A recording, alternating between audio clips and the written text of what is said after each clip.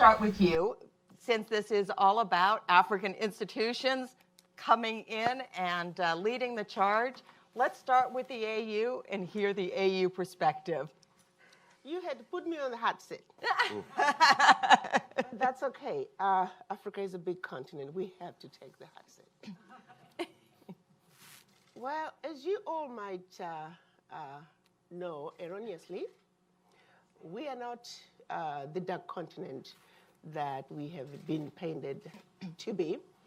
If the truth be told, the sun shines brightest on Africa. And so to call us a dark continent is a serious misnomer. Let's also look at... Okay, guys, welcome back, brothers and sisters, and kings, and of course, queens.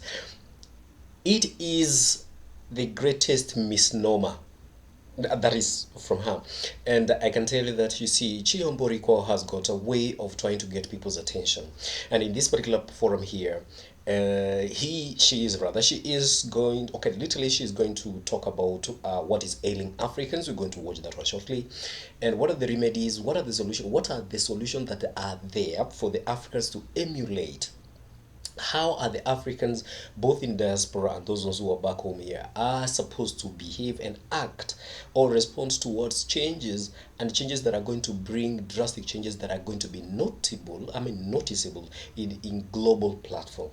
She meticulously talks about what is ailing up Africa, what is working, what is not working, where did the rain started beating the Africans, and what exactly needs to be done. And by so doing, she's wooing a lot of the audience out there. And in this one here, I had to patch it up. We're going to watch it together towards the end, and then of course at the end I'm going to come back with more sentiments and comments over the same. But this is what I expect from you from the other end. What do you think, if you've been following up with our uploads? What is exactly eating up Africans, and what needs to be done with the Africans at all levels, at all stakeholders? Do we need, that is when I'm saying at all hands on deck, what needs to be done from everybody, what needs to be the responsibilities of each and every participants as far as, you see, Africa is concerned. So let's watch, and then of course don't forget also to drop us your comments on the comment section. Let us exactly know what you think as far as this, your opinions and thoughts. They don't cost your thing, and it will also make the YouTube guys recommend more of this particular work to more viewers out there, therefore the larger audience and community. Let's watch, and then we'll be back at the end of it, rather. And is painted in the manner that it is painted. It takes us back to our colonial masters, who set out a strategy that, starting with the Africans themselves, not respecting and believing in themselves and that which is uniquely theirs. A program that was sealed and implemented during the Berlin Conference of 1885. And that is when they divided our continent and chopped it up like a piece of pie into some of the smallest economies, clearly designed to make sure that the continent cannot survive on its own. Small countries like my sister here from Rwanda, we have Togo, we have Burundi, and all by design. A system that then proceeded to teach and let the Africans think that everything that is African and uniquely ours was bad, and that everything that's Western, and particularly British at that time, and French, was better. They proceeded to implement that program of divide and conquer. And sadly, I wish I could tell you that centuries later, the African has woken up and realized what has been done to the African. Creation of OAU in 1963 was an attempt by our Pan-African leaders to regroup and undo the damage that was done to the African, because Kwame Nkrumah and others realized that for Africa to take its rightful place on the world stage, the gutter of the mind that we have lived in for centuries must be cleaned up. No amount of education, no Harvard degree can save Africa unless the legacy of colonialism, and for those African children who were brought outside Africa in shackles, the legacy of slavery. We must recover from all that. I have sat in many meetings and I have listened to scholars and those who claim to understand Africa. Quite often, sometimes they are not even African. Some have been to Africa a couple of times and suddenly they are gurus on Africa. And everybody is talking about the monkeys and the squirrels in the room. So when I said Africa does not need the world needs its Africa, you hit the nail in the head, my son. We does not need the world needs its Africa. You hit the nail in the head, my son. We have so much expertise in the diaspora. And all we're doing is saying, the children of Africa, come back home. But my sisters like Flori here, whose grandparents were brought in chains and were promised 10 acres and a mule. I often say, your 40 acres and your mule are in Africa waiting for you. Just come on home. You know, because we have everything we need. When you take our resources on the continent and our people around the globe, that's all we need to complete the puzzle. So I just feel so wonderful sitting next to you. Going back to the African Union, I was started by saying 1963, our Pan-African leaders came together to regroup and recreate and take back what was taken away from us. Today, fast forward, 54 years later, we're still work in progress. But be it as it may, it has taken us a long way to get to where we are today. Everybody understands. My brother here mentioned it. Why is it that we don't trade with each other? Something that simple. We are unable to accomplish it because when you go to that boardroom table with a colonized mind, your thinking is colonized, the outcome is colonized. It is sickening. Even as I sit here, speaking as an ambassador, but also speaking as an African, to see the obvious situations, a brick that needs to be moved from point A to point B. Well, guess what? It's got to go all the way to Z and then back before it gets to B. And you want to say, duh, what is wrong with this picture? It goes back to the mind. The African mind must change. We need more people like this young man here, because what is happening in Africa today is unacceptable. We can't take care of ourselves. We have the largest arable land on the continent, and yet in some countries we are importing food. Yep. I sit in some meetings, I will be very honest with you, I am embarrassed. When you look at the things that we are doing as Africans, it's unacceptable. So yes, at the African Union level, we are talking about regional and continental integration. The buzz is there. We all know what needs to be done in order for Africa to move forward. I know there are others who talk about corruption. Oh yes, we know. We got corruption within the country. But while we are working on corruption within our continent, we must also ask for that corruption that has always been there, that is coming from outside. Because that's another corruption that nobody is talking about. They all make it look like, oh, corruption in Africa. Yes, we have corruption, but there's even more corruption coming from outside. I mean, some of you, if you ever have the opportunity to fly low above DRC or some of the Central African countries, you'll find tarmacs in the middle of the jungles. Those are the things I'm talking about, nobody ever talks about. Flight 737s are flying right into the jungles of DRC, picking up the minerals and flying right out. In the areas of the Kasai, nobody can get to. Who is talking about those thieves? Nobody. There is so much more of that corruption. I was the tourist in Kimberley, South Africa.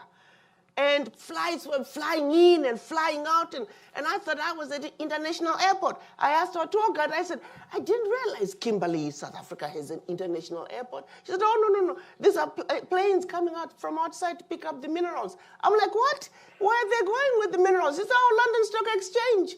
I'm like, wow. So how does South Africa, how does this all work? He said, oh, no, they get royalties. That, ladies and gentlemen, is the monster in the room.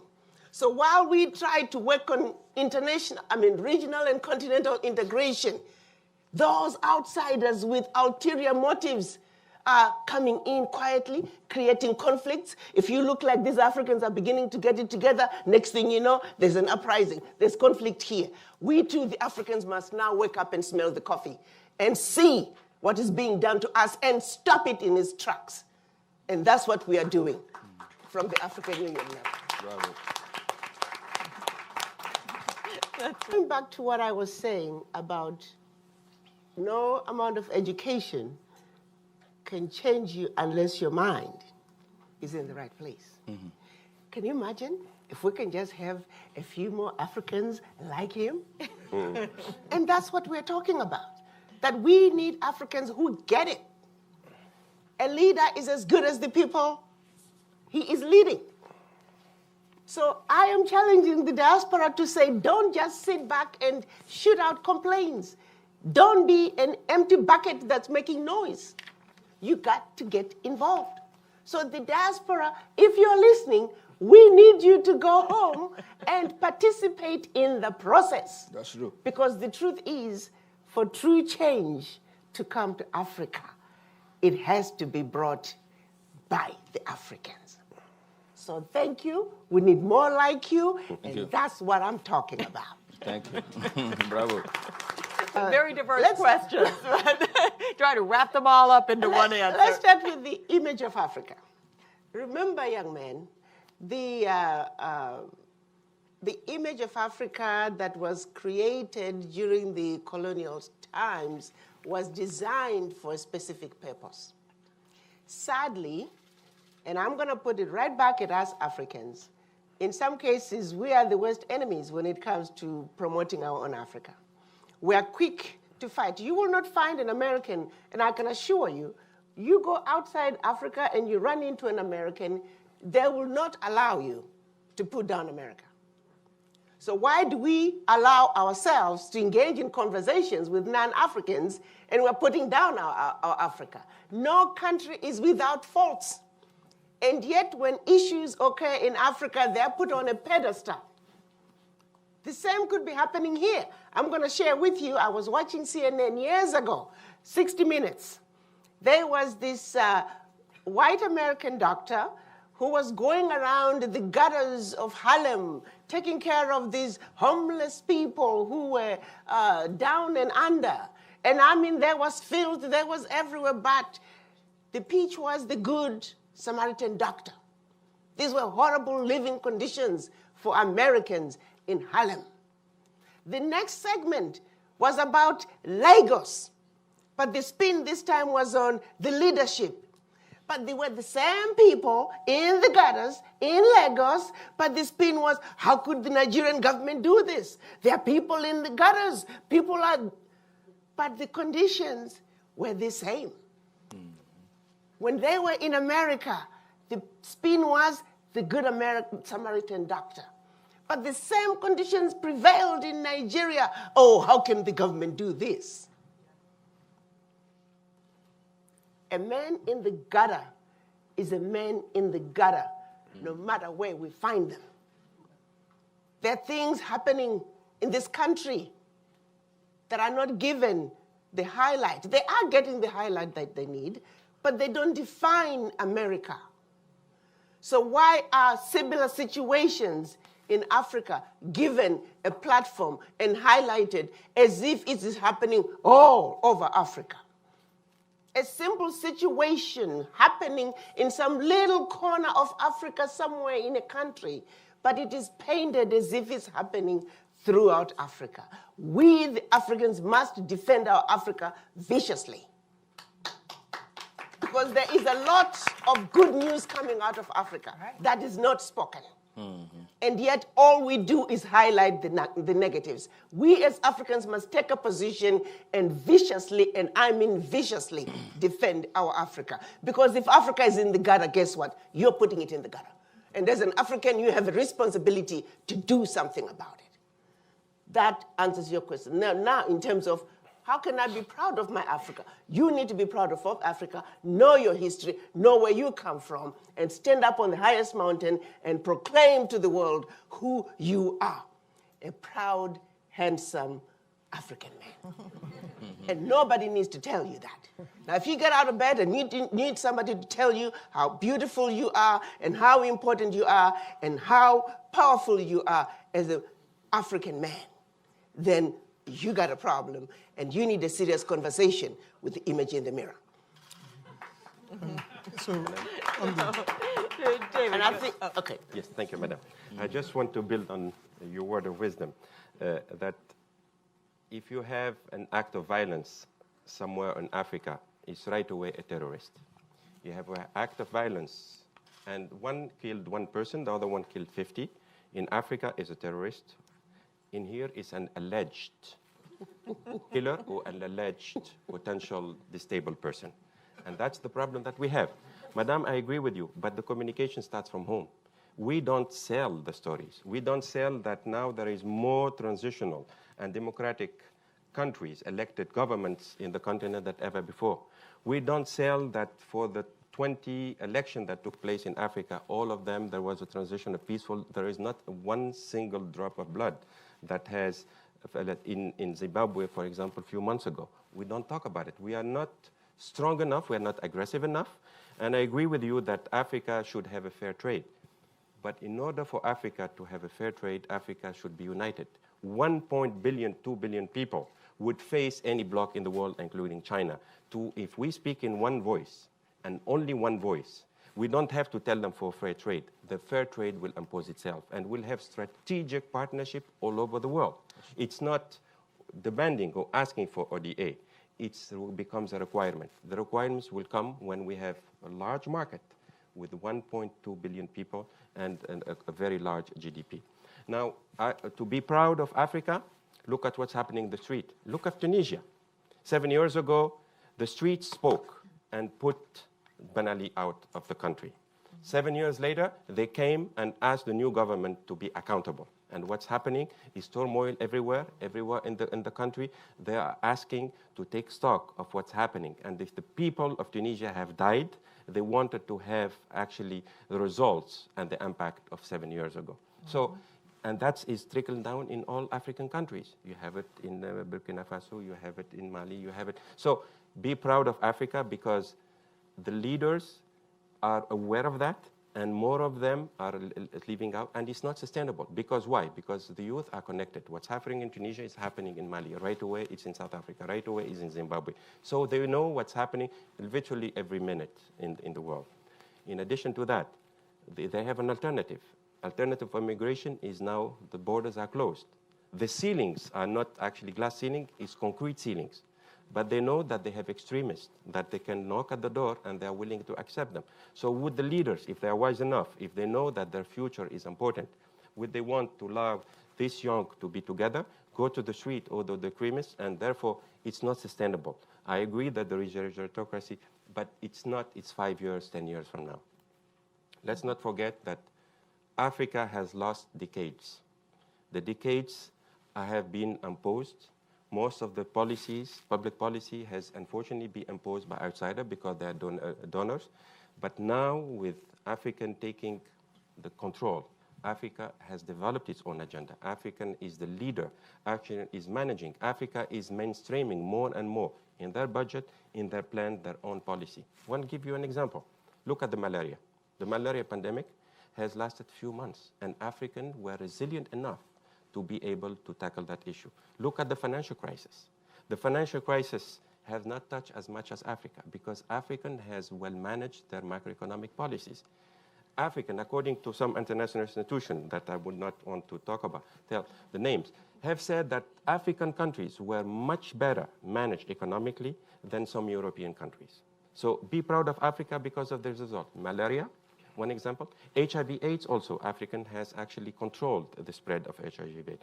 Be also that African has managed better the financial crisis and the aftermath was much more resilient to it. So be proud because you're African. Now about the term limits, I think the gerontocracy will not last. It's phasing out more and more. There is term limits in the constitution of the countries. As you have seen in some countries, when the president wants to move and change the constitution to actually take off the term limits, there is regional and peer pressure for Africans to actually get back to that.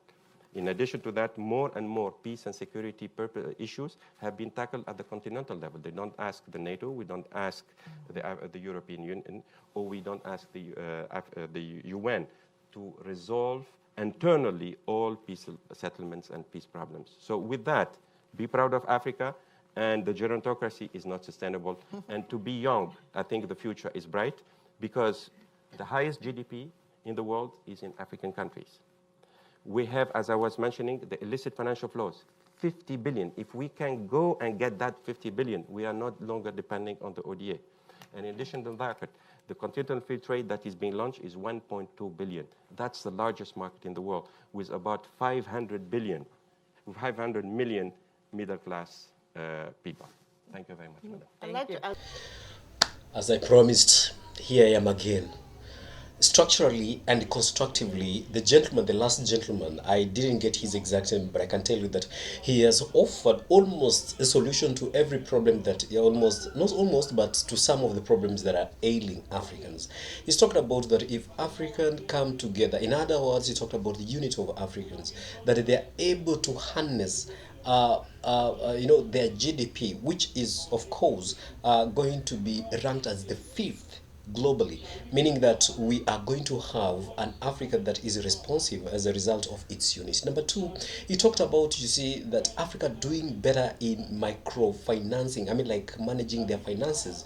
So in other words, that its finances were, according to him, that their microfinances were managed much better than European countries, some of the European countries, and this was from some financial institutions that he didn't want to mention their names. But I can tell you that, if, let's say, for example, that, and also, he didn't also forget to mention about controlling HIV, you are able to Africans, and so that means that when we set cause to, let's say, for example, achieve something, now that is to the Africans, and they're able to do that one. So the ball is on our side. Now, guys, do drop me your comments on the comment section. Let me know what you think. Let me know honestly what you think of Africans and what needs to be embraced, what needs to be adopted as the policies, viable, policies and plans for the future of Africa. And until we meet in the next upload, stay tuned.